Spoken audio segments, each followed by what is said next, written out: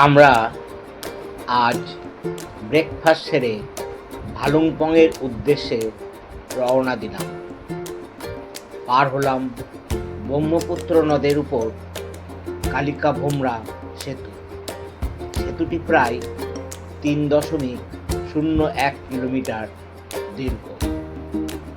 তবে এই প্রসঙ্গে একটা কথা বলে রাখি, আমাদের চ্যানেলে পুরো অরুণাচল সফর জুড়ে ভিডিও না থাকলেও প্রতিটি জায়গার পার্ট ভিডিও দেওয়া হচ্ছে। তার ফলে ভিডিওর ডিউরেশন মোটামুটি 3 মিনিটের মধ্যেই থাকে। তাতে দর্শকদের দেখতে সুবিধা হয় বলেই আমার ধারণা। কথা বলতে বলতে আমরা পৌঁছে গেলাম আসাম অরুণাচলের সীমান্ত ভালুংপংয়ে।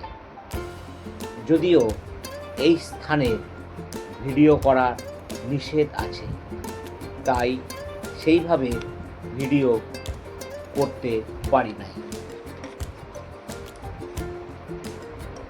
এখন আমরা প্রবেশ করলাম ভালুংপংয়ের মধ্য দিয়ে অরুণাচলে। শুরু হয়ে গেল পাহাড়ি রাস্তা। এখানকার রাস্তা যথেষ্ট চওড়া, তবে বাঁকও আছে।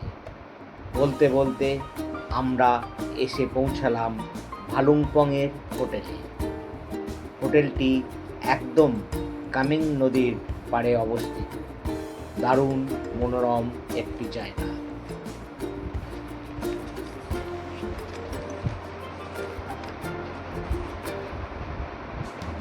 যারা এই চ্যানেলে নতুন, অবশ্যই চ্যানেলটি সাবস্ক্রাইব করে রাখুন, আর লাইক, কমেন্ট ও শেয়ার করতে ভুলবেন না।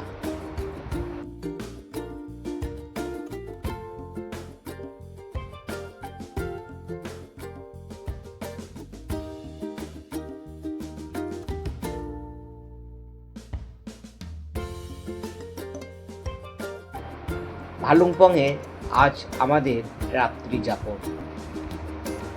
কাল ভালুংপং থেকে দিরাংয়ের উদ্দেশ্যে রওনা।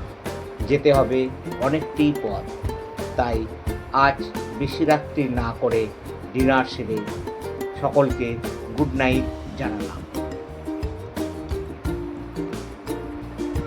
আমরা পরের দিন বেরিয়ে পড়লাম দিরাংয়ের উদ্দেশ্যে। পথে পড়বে ক্যাটরাসের বাগান। তাই অরুণাচল সফরের এই অংশটি দেখতে চোখ রাখুন পঞ্চম পর্বে। সকলেই ভালো থাকবেন, সুস্থ থাকবেন। নমস্কার।